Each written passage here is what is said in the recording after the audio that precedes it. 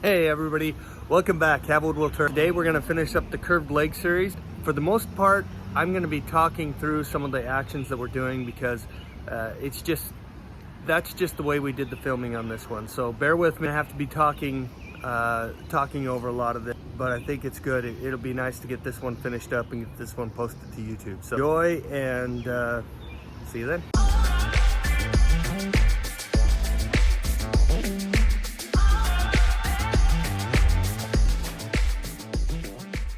Are back in the shop.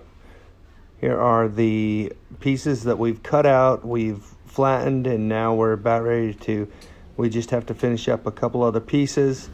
We're about to cut the top brackets that will be shown on the outside.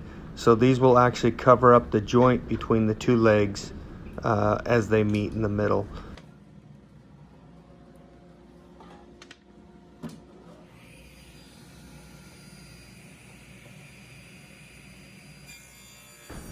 So as we're cutting, let's get a close-up of let's get a little bit closer to the wood. You can see that cross pattern. That's what they call curly right there. And as you look at, when it gets out of the saw, we'll look at the other side and you can kind of see how that looks.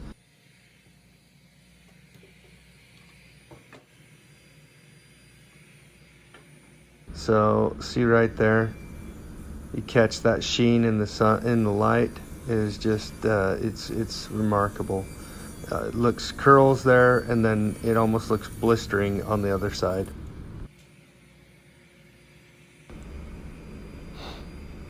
Now that we've got these two finished up, we have our other pieces. We want to get a feel for how the wood looks.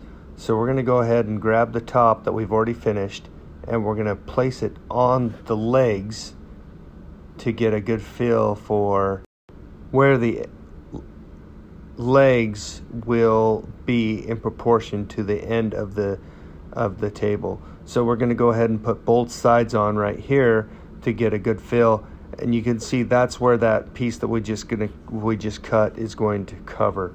So let's go ahead and get the gluing process done. You can see as we're doing this is just kind of a fast mo. We have two people doing it. This is actually a pretty complex glue up, because as you're gluing these, if you don't do it right, because the glue is so slippery, it can slide around on you for a little bit. And so for one person, it might be a little challenging for just 2 hands. But when you got 4 hands, it makes it go pretty quick. Then once we get all of the clamps on and we get them in place, then we'll set aside and let it dry, and then we'll get it out and we'll do the other portion. Now it's time to glue up the other one, and then we'll take you to the next process.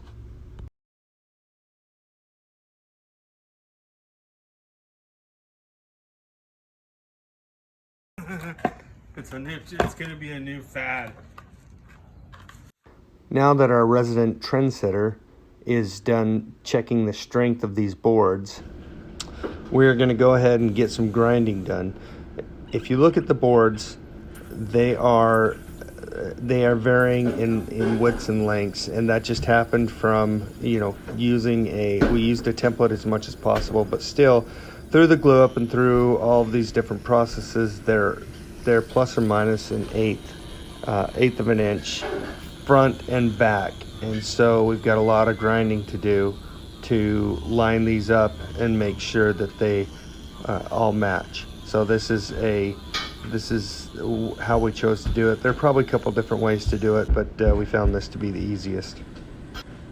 You'll notice on this joiner process that we're doing, we've taken off the guard, and we are running this through because it is actually wider than the 8-inch planer knives. We have to run it through on one side, and then we have to flip it over and run it through again on the other side in order to get that flip. But we need something to ensure that this is flat and that it's parallel to the side of the leg.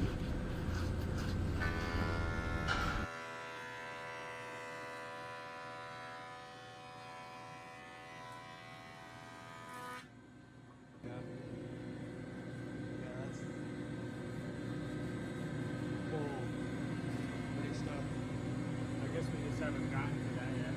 Yeah. That's a good sign, because it was off by a lot. That's a good sign. Keep going. Yeah.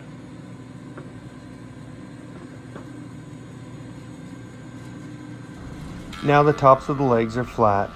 We can put them against the top of the table saw and have a proper cut. So this is the actual miter gauge that we used.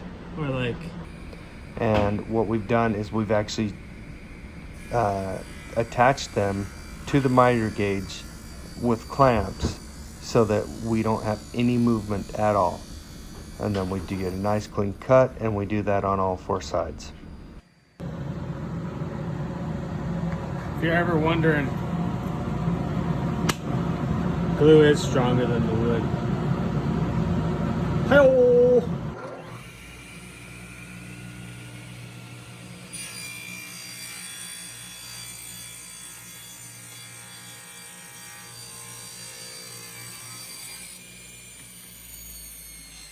Because these legs are not completely symmetrical, there's a little bit more runway on the curve going down to the floor, which is the one we're cutting now.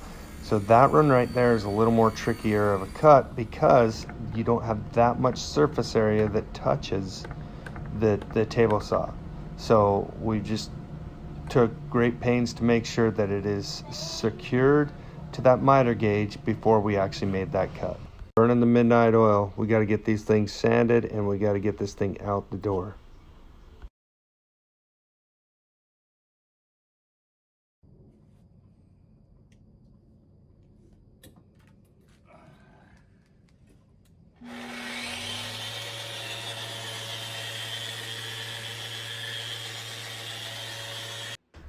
Time to put the feet in. So the way we do this is we drill in the holes, and then we go ahead and we screw in a screw that will hold the feet, and then we screw the feet in. But we do this on all of our benches because it's very difficult to get a bench to sit flat on the ground. And then when you get it flat, you're not always guaranteed to have a flat floor. So if they want to put it on concrete is notorious for not sitting flush or level. So that's why we always put in our feet.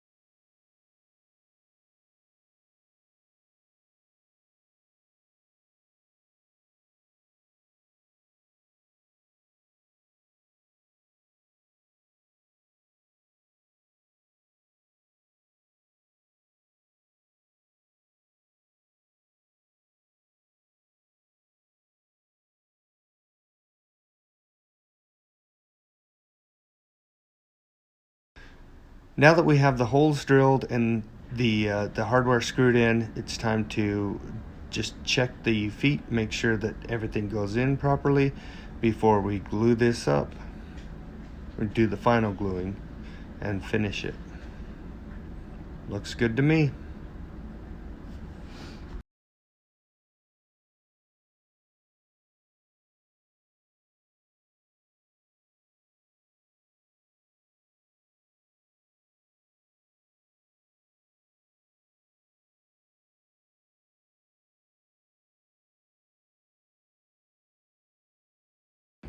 Okay, now we're at the final glue up.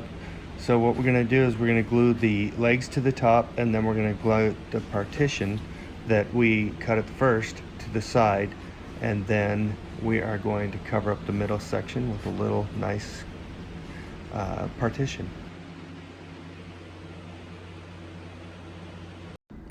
Here's the final product after we put some finish on it and in its permanent home.